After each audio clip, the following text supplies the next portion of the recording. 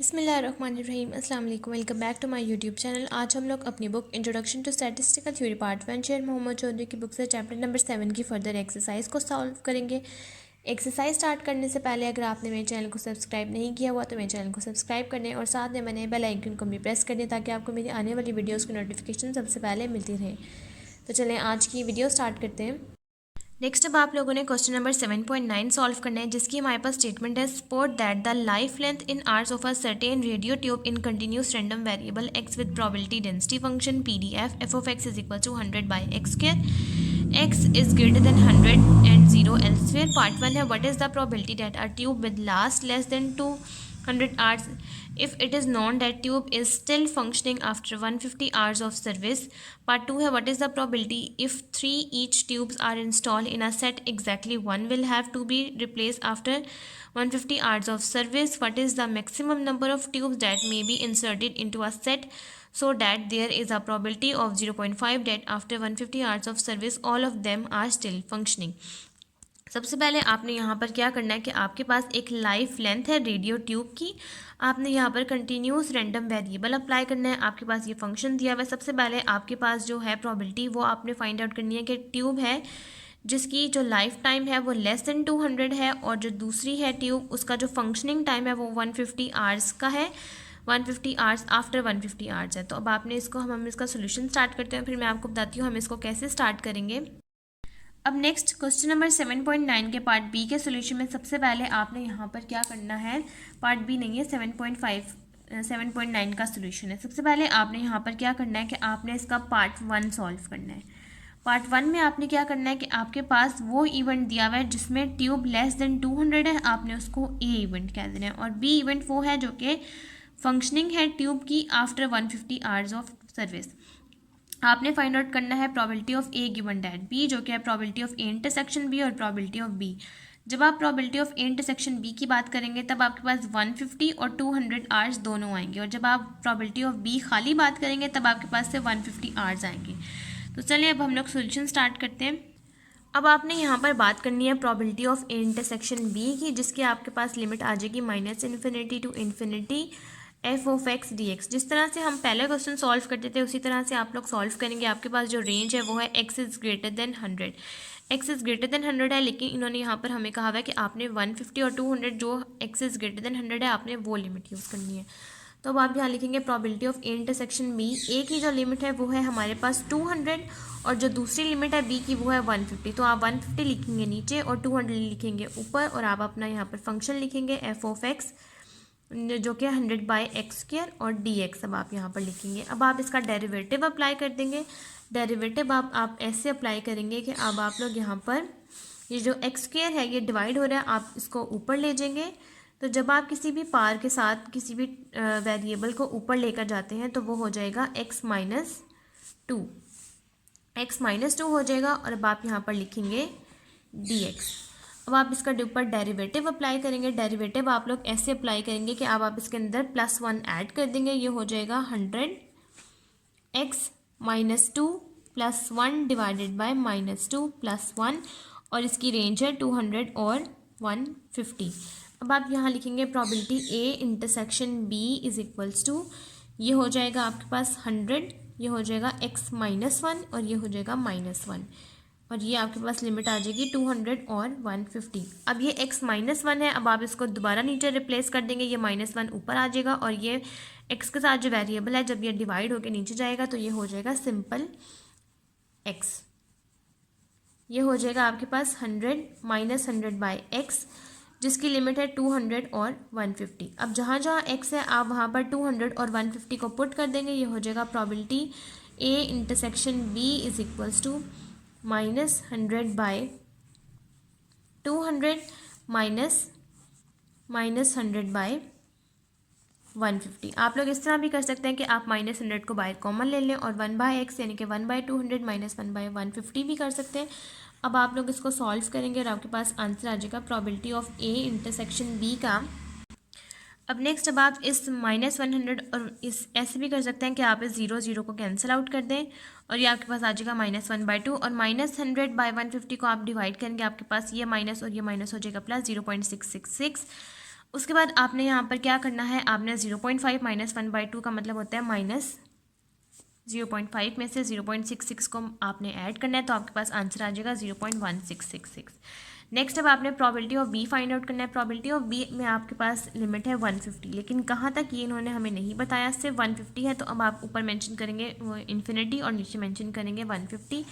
Again 100 अपना function लिखेंगे 100/x² और dx। अब आप इसका डेरिवेटिव ले लेंगे सेम उसी प्रोसीजर से जिस तरह से आपने ऊपर लिया हुआ है x, ये -2 हो जाएगा और आप इसका डेरिवेटिव लेंगे सेम, आपके पास आंसर आ जाएगा -100/x और इसी x के अंदर आप 150 और इन्फिनिटी वैल्यू पुट कर देंगे। अब सबसे पहले आप यहाँ लिखेंगे प्रोबेबिलिटी ऑफ बी। मैं यहाँ पर अब आपको डायरेक्ट लिख के दिखा रही हूँ, बिल्कुल इस तरह से आपके पास आंसर आएगा। इसी तरीके से आप डेरिवेटिव ले लेंगे, आपके पास आंसर आ जाएगा -100/x और यहाँ आ जाएगा इन्फिनिटी और 150। जब आप किसी भी चीज़ के अंदर इन्फिनिटी पुट करते हैं तो आपके पास आंसर आ जाता है 100 और दूसरा आप जब पुट करेंगे तो ये आ जाएगा -100/150।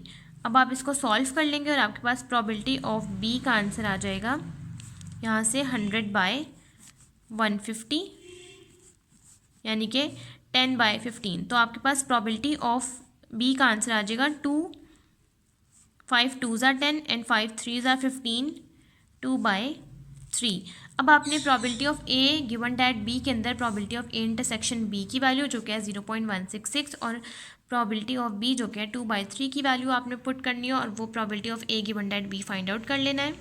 अब इस तरह से आपने वैल्यू पुट करनी है, 0.166 को 0.666 के साथ डिवाइड करना है और आपके पास probability of A given that B का आंसर आ जाएगा 0.25। यहाँ तक आपके पास फर्स्ट पार्ट सॉल्व हो गया। नेक्स्ट अब आपने सॉल्व करना है पार्ट बी, जिसमें इन्होंने कहा हुआ है आपने एग्जैक्टली 1 ट्यूब इस्तेमाल करनी है, जबकि आपके पास टोटल जो ट्यूब्स हैं वो हैं 3। तो चलें अब हम इसका सोल्यूशन स्टार्ट करते हैं। आपने यूज़ करना है probability x is equals to 1। आपने यहाँ पर बायनोमियल का फंक्शन, जैसे कि मैंने आपको बायनोमियल का फार्मूला सिखाया हुआ है जो कि NC(x)P of x Q n minus x, आपने यहाँ पर ये पुट करना है और यहाँ पर हमारे पास इन्होंने कहा हुआ है कि आपने आफ्टर 150 आवर्स ट्यूब की फंक्शनिंग इस्तेमाल करनी है, यानी कि प्रोबेबिलिटी ऑफ बी। अब यहाँ से आपके पास प्रोबेबिलिटी ऑफ बी का क्या आंसर आया है,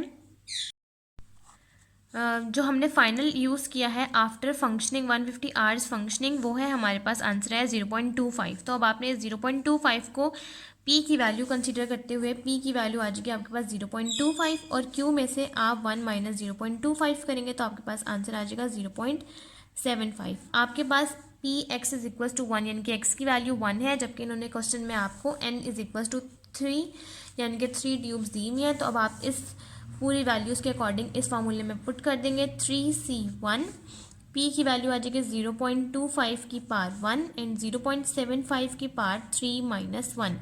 ये हो जाएगा px is equals to 1 3 multiply 0.25 and 0.75 की पावर 2। अब आप इसको सॉल्व कर लेंगे और probability x is equals to 1 का आंसर आ जाएगा और अब आपके पास यहाँ पर आंसर आ गया 9/64। अब थर्ड पार्ट में आपने क्या करना है कि इन्होंने कहा हुआ है कि आपने how many number of tubes find out करनी है आफ्टर 150 आवर्स फंक्शनिंग के अकॉर्डिंग।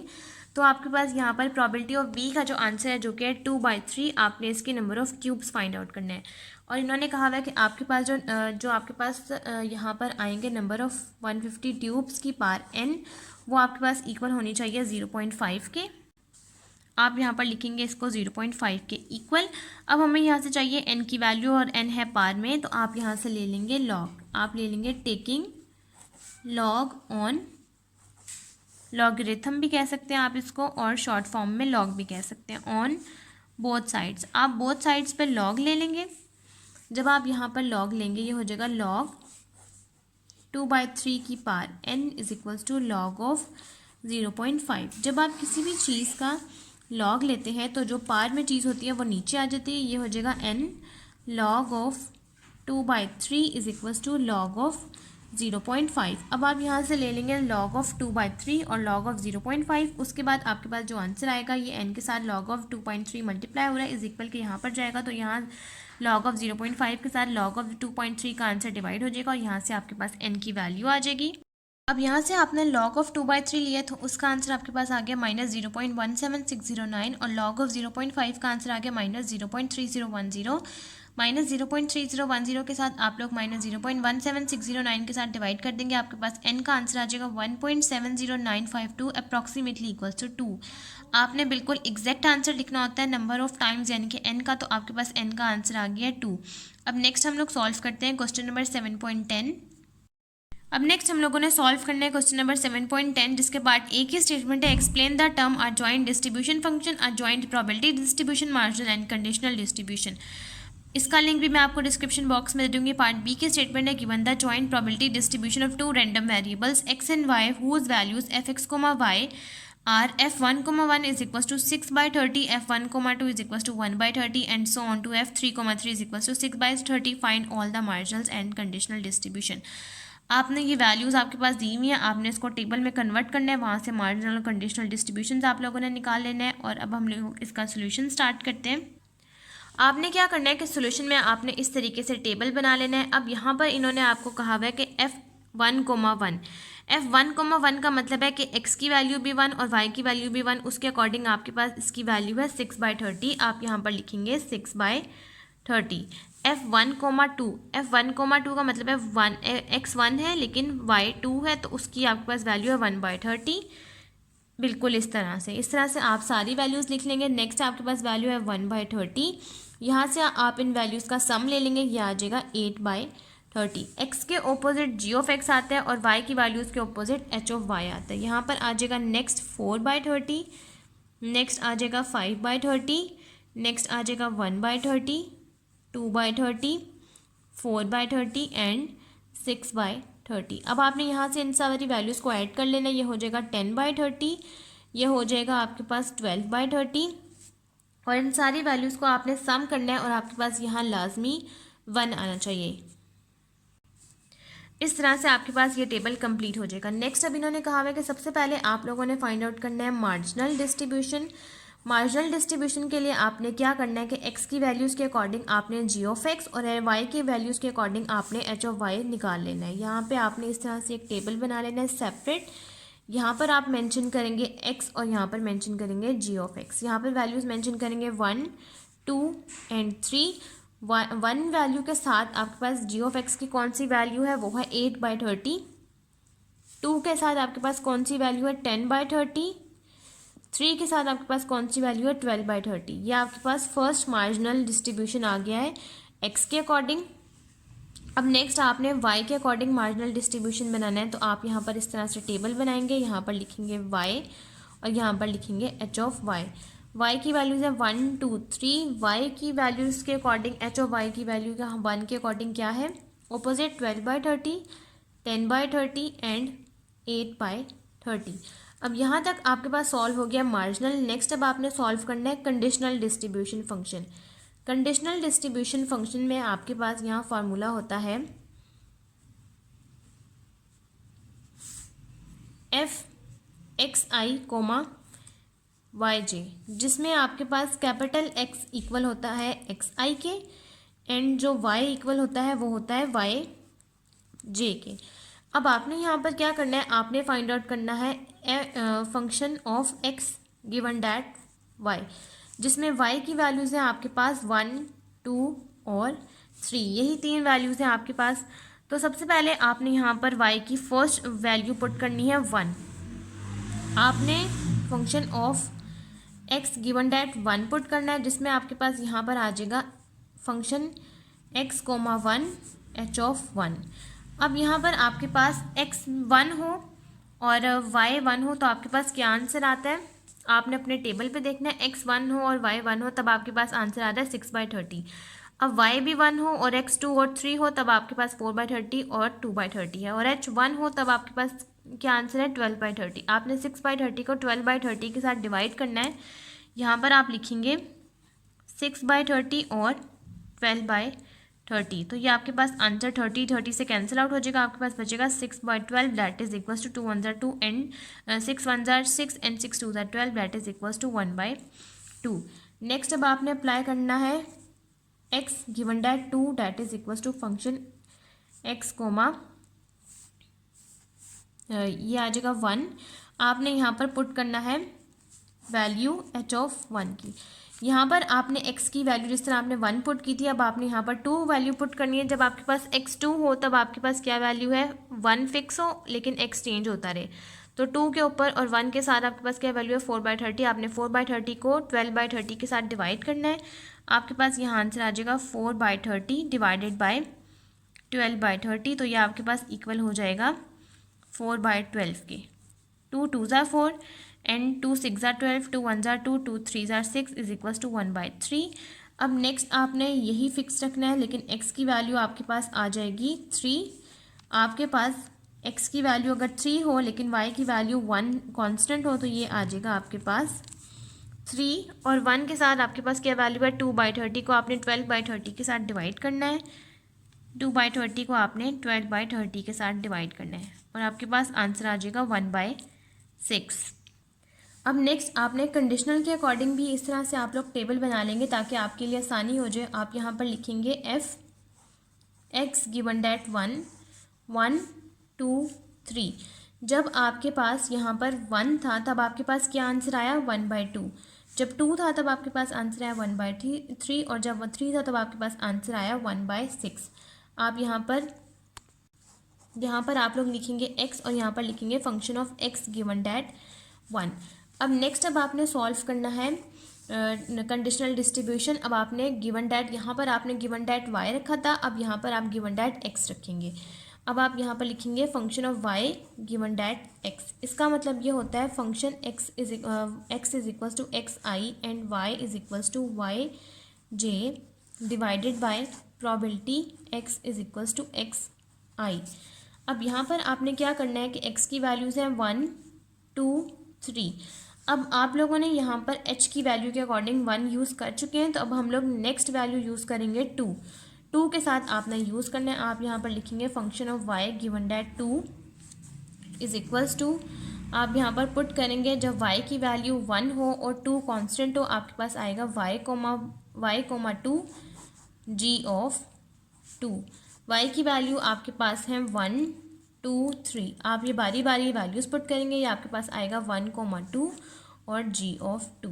अब आपने अपने क्वेश्चन को देखना है और क्वेश्चन टेबल को देखना है और आपके पास जब y की वैल्यू 1 हो और x की वैल्यू आपके पास 2 हो तो अब आपके पास क्या आंसर आया, 4/30। अब आप यहाँ पर वो लिखेंगे, आप यहाँ पर लिखेंगे F Y given that 2 is equals to 4/30 और g ऑफ 20 का आपके पास आंसर है 10/30। तो ये 30 से कैंसिल आउट हो जाएगा, ये हो जाएगा 4/10।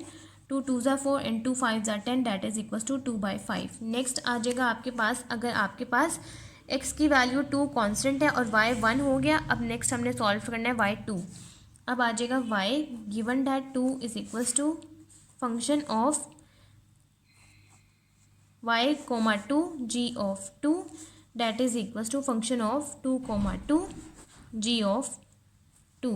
अब 2 और 2 के साथ आपके पास यहाँ वैल्यू है 5/30 और डिवाइड करेंगे आप 10/30 के साथ, तो आपके पास आंसर आ जाएगा 5/10 that is equals to 1/2। Next अब आप पुट करेंगे function of y/2 is equals to function of y, 2 g of 2। अब नेक्स्ट आपने यहाँ पर वैल्यू पुट करनी है 1/30 और 10/30 और आपके पास function of y given that 2 का आंसर आ जाएगा 1/10। अब ये आपके पास क्वेश्चन नंबर 7.10 भी कंप्लीट हो गया। मार्जिनल और कंडीशनल दोनों पार्ट्स कंप्लीट हो गया और यहाँ तक हमारी आज की वीडियो भी कंप्लीट होती है। अगर आपको मेरी आज की वीडियो अच्छी लगे तो मेरी वीडियो को लाइक करें, शेयर करें, मेरे चैनल को सब्सक्राइब करें और साथ में बने बेल आइकन को भी प्रेस कर दें ताकि आपको मेरी आने वाली वीडियोज़ की नोटिफिकेशन सबसे पहले मिलती रहे। आज की वीडियो के लिए थैंक यू। अल्लाह हाफिज़।